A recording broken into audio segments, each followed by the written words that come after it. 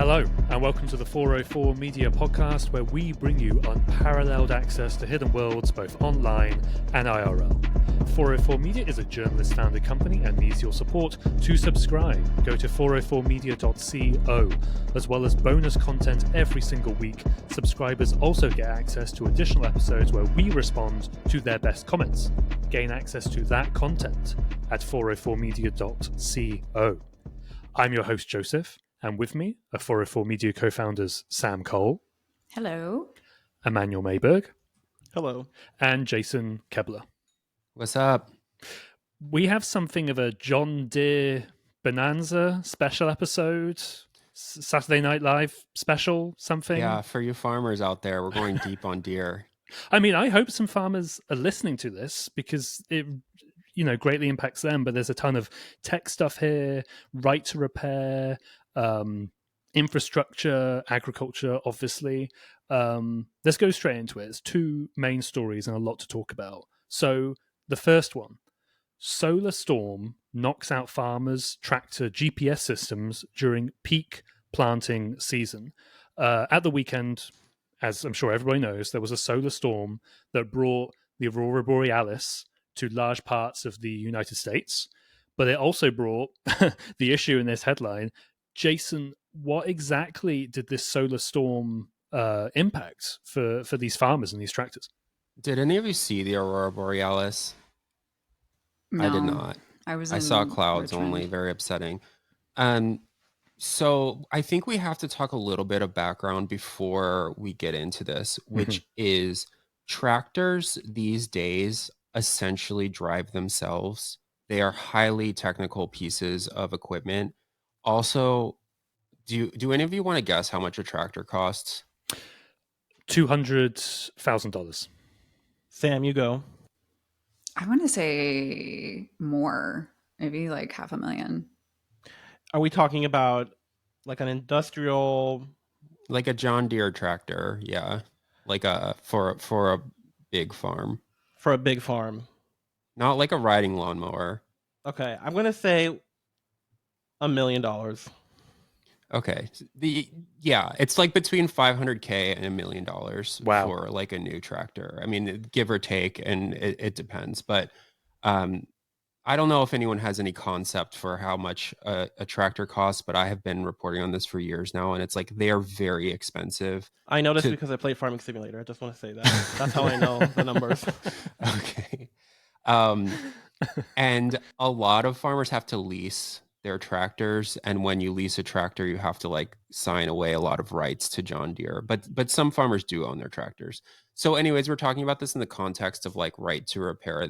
These devices, these vehicles have tons of sensors in them. They have tons of ECUs in them, which are called electronic control units, and this helps these tractors do what's known as precision agriculture, which is where like the seeds are planted at very specific intervals in very straight lines to minimize waste and essentially increase the yield of a specific part of, parcel of land.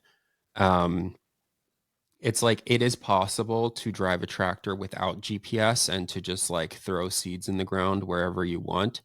But the way that tractors work now is that you essentially like program them beforehand and then you monitor them. Like there's usually someone in the cab fixing things and making sure everything is going according to plan. But for the most part, they drive themselves and they like,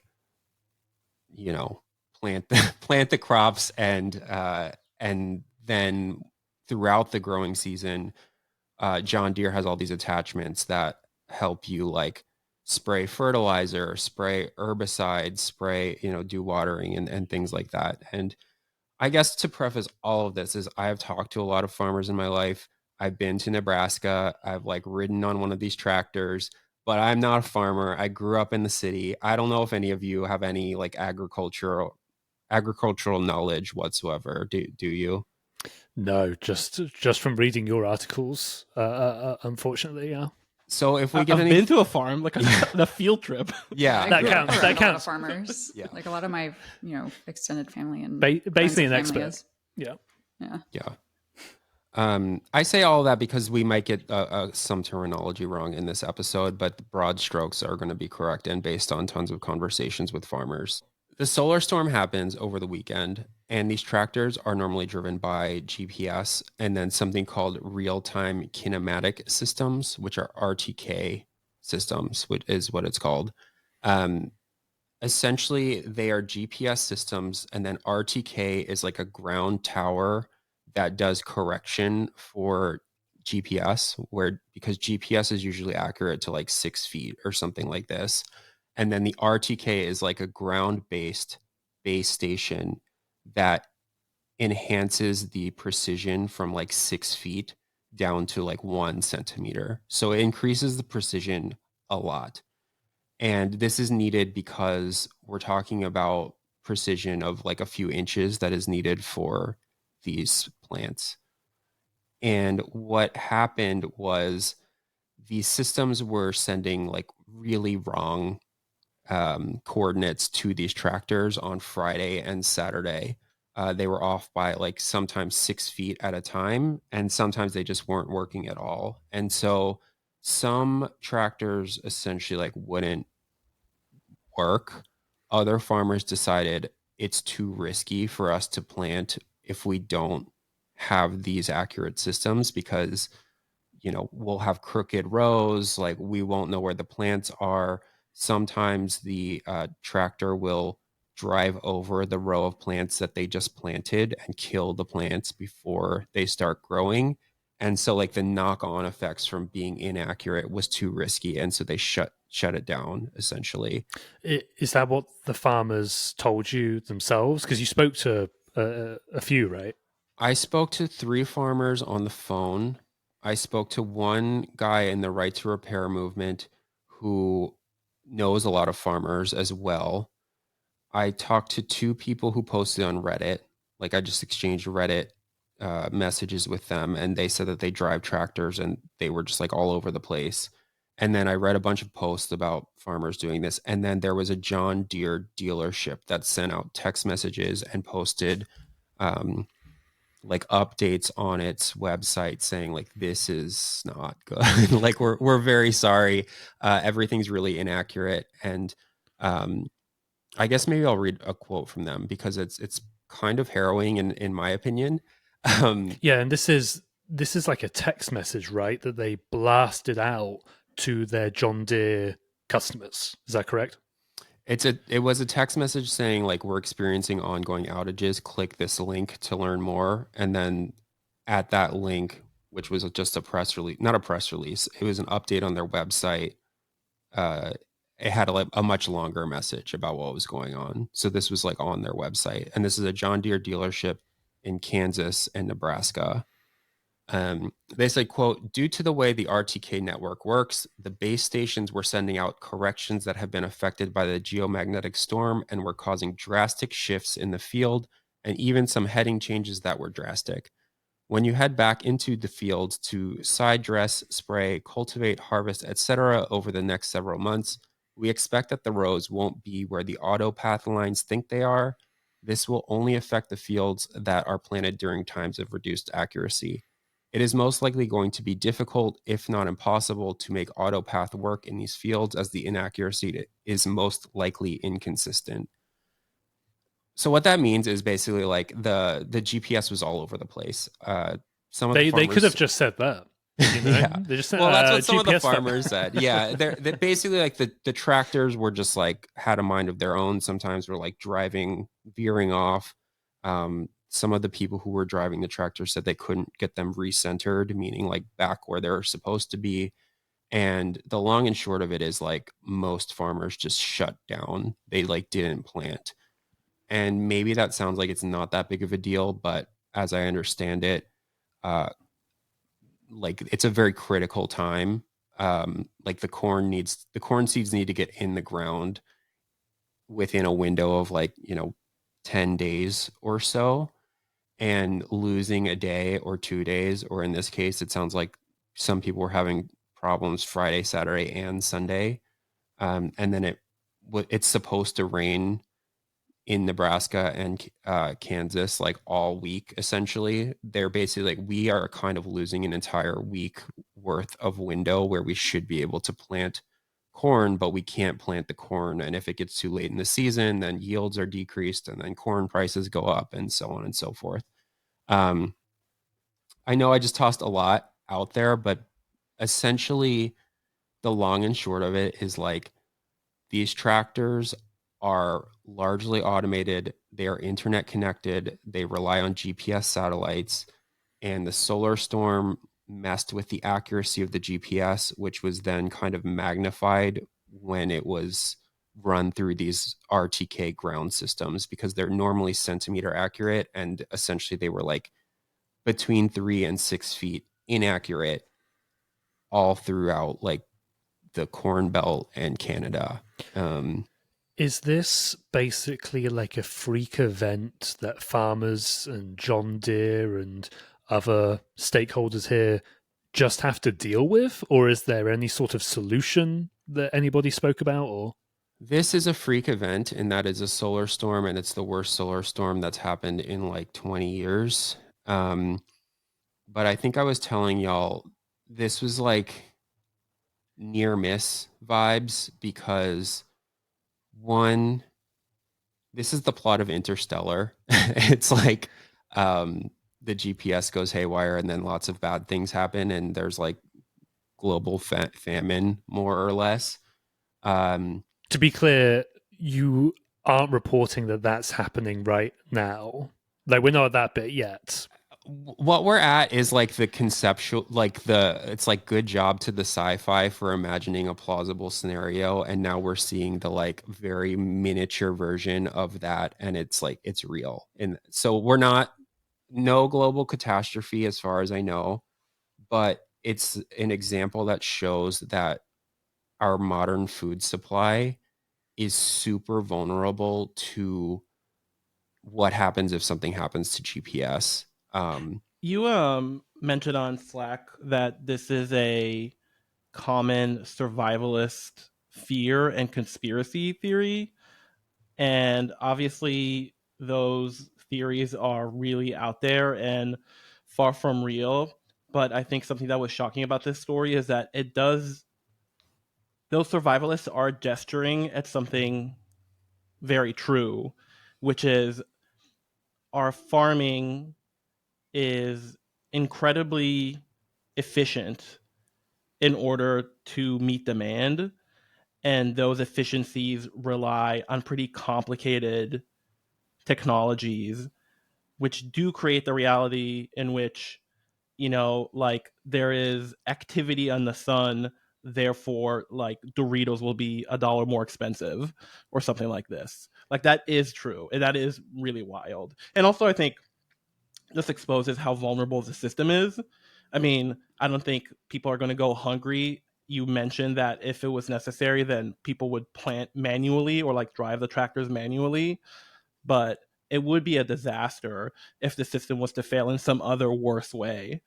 Right. I mean, I think that like there are multiple failure options, and all of them would have other bad effects. It's like society as a whole is extremely reliant on GPS, obviously.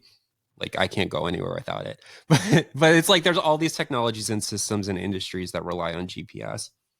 And the the Sandra Bullock and George Clooney movie, which is not Interstellar, Gravity, is based on another failure mode that is very plausible, where like a piece of space junk hits a GPS satellite and starts this spiral effect where we like lose all of those.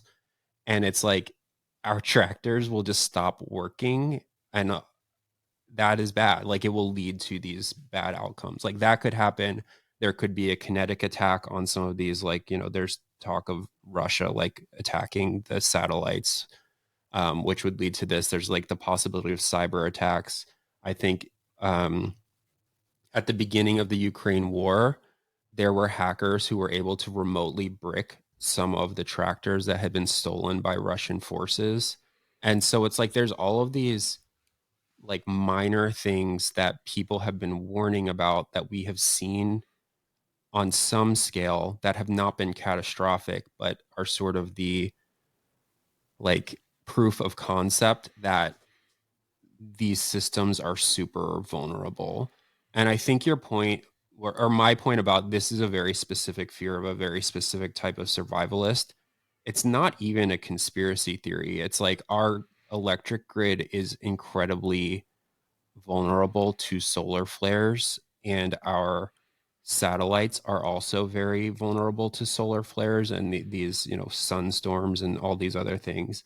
It's more that it's not that it's conspiracy theory, it's more that it's like incredibly expensive to fix, and it's a like relatively rare and unlikely chance that something like this will happen at the scale that would destroy things. And it's like there's probably bigger fish to fry, but some people make it like their whole thing where they're like, gotta protect the grid, gotta harden these systems because, you know, a solar flare can take us out. And it's like, this solar flare that just happened, the geomagnetic storm, was the worst since 2003. But people always talk about the Carrington event, which was, I believe, in the early 1800s. And it was a solar flare that kind of was aimed at the UK.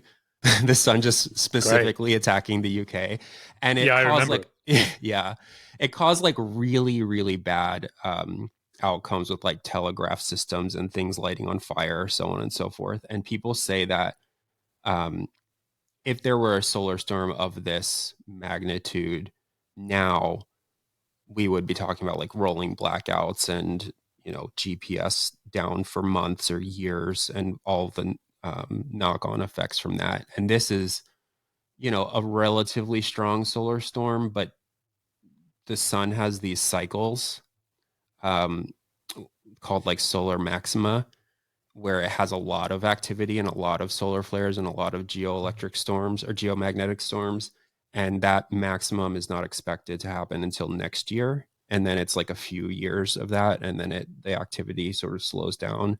And yes, I do know this because in my early career, I wrote article after article for the like targeted at the Drudge Report every time there was a solar flare at my first job. Does Drudge love picking that up? He is a big solar flare guy. I see. Very scared of this stuff. But I like talk to NASA people about it like back then, and it's like I believe they're 10-year cycles or 8-year cycles or something like that, and we're entering that going into next year. So keep your eyes peeled for more geomagnetic storms. And is there anything to be done? Like, how do you like? Could John Deere have prevented this somehow? Like, how do you even prepare?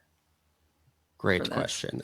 You can harden the grid, you can harden the GPS systems, etc., and that basically means you do shielding from the geomagnetic stuff. All the beams that come from the sun, to use a technical term. So it's just like very expensive and like so much stuff with our infrastructure. It's just like, we'll just like cross our fingers and hope for the best.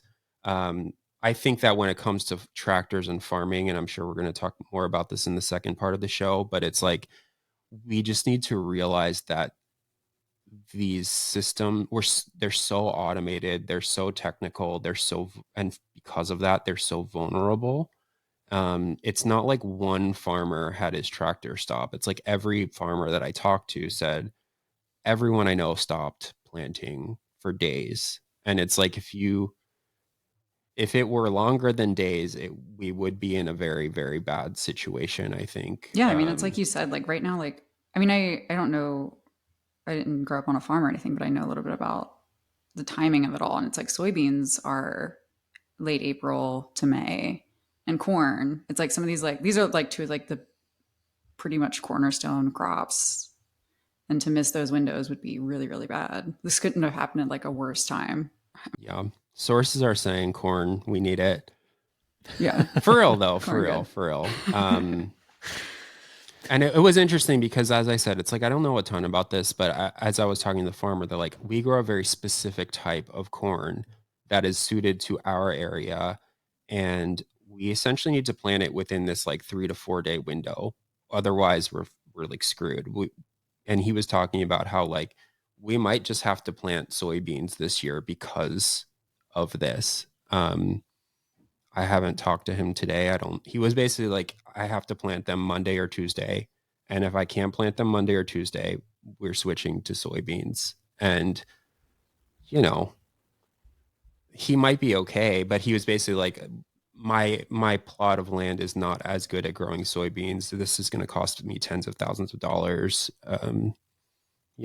There's knock-on effects, and it's different for each farmer. And there are also some farmers out there who have like most people have responded very positively to this story, but there's also some farmers who are like, I drive with my own hands. Like Okay. these people are losers. And like, I love my crooked rows of corn. And I even saw one thread where people were talking about how we need to go to a permaculture. And if the world can't sustain the amount of people on it, may they all go hungry. And it's like, okay, well, there's multiple ways to do this. Yeah, I think that is several layers removed from what we're really talking about. Okay. It is. Yes. Gotcha. Yeah. Let's leave that there. We'll take a quick break, and then when we come back, we're going to dive back into our John Deere bonanza, but much more about the right to repair pressure on John Deere and its monopoly around that as well. We'll be right back after this.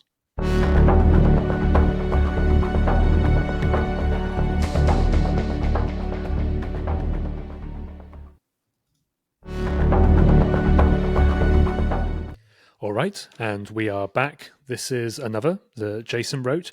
The walls are closing in on John Deere's tractor repair monopoly.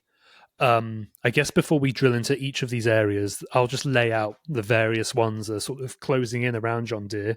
You've got government probes into the company. You have farmers who are increasingly mad, obviously. You have right to repair activists. And you have this class action lawsuit that you read a ton of documents related to.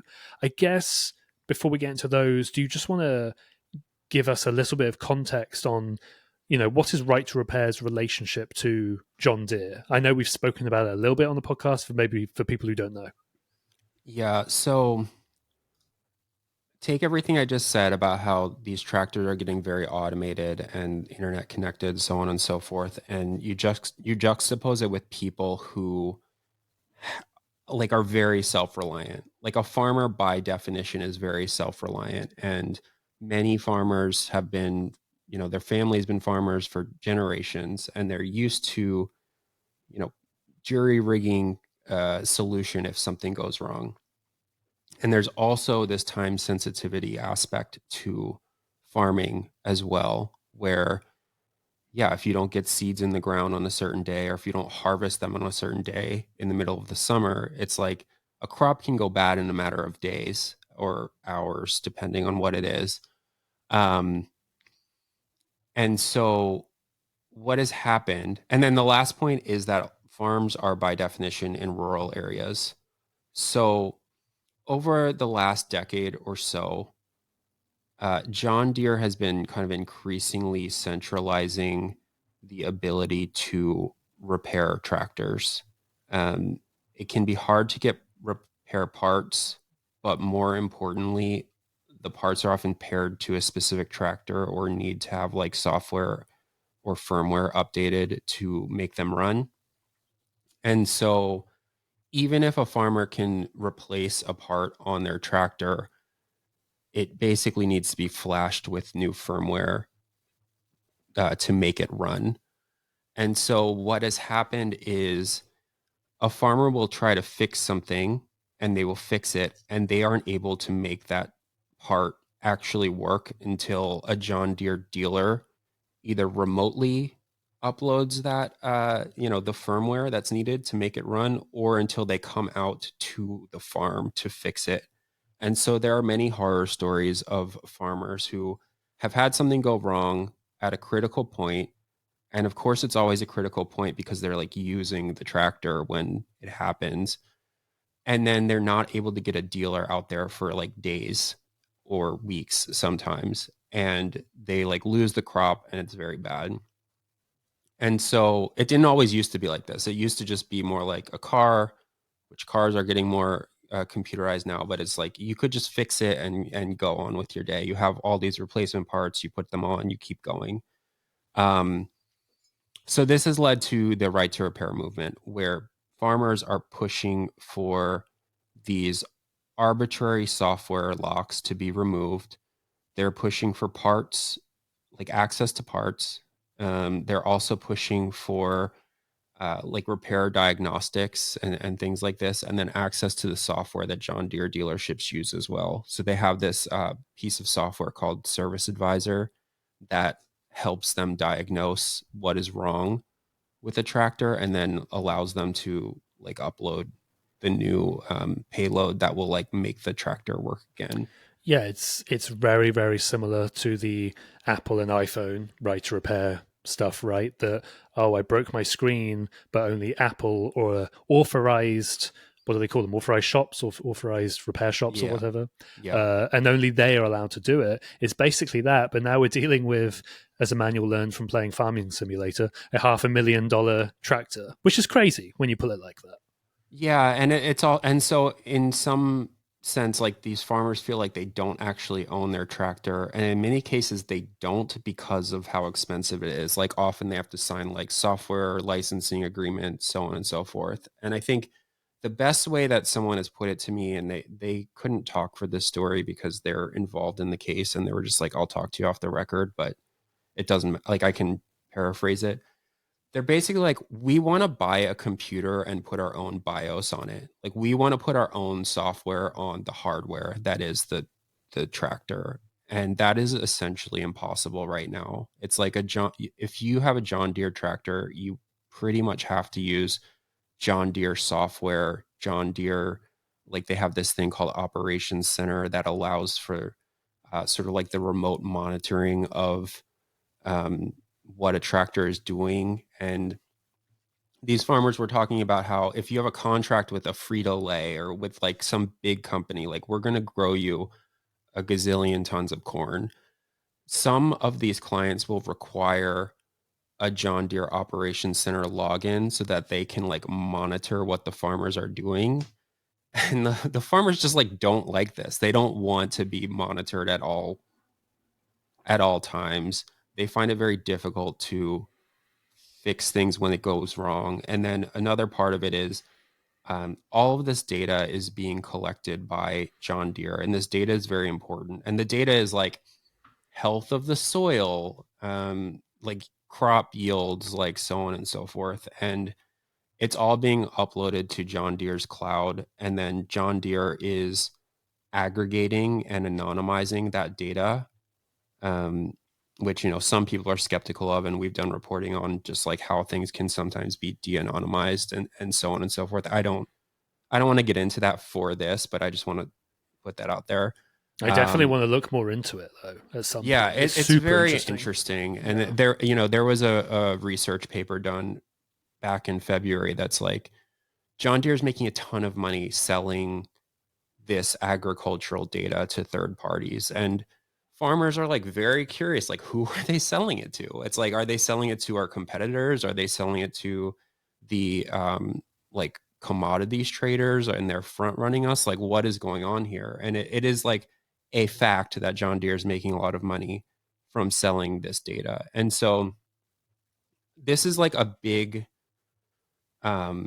these are all connected, I guess is what I would say. It's like farmers are sick of this move to a world where John Deere controls so much of what they can do, and if they're able to fix it, and their data and so on and so forth. And so the right to repair movement was spawned. They've been pushing for access to these parts. They've been trying to pass laws in states to that would like require John Deere to loosen a lot of these restrictions.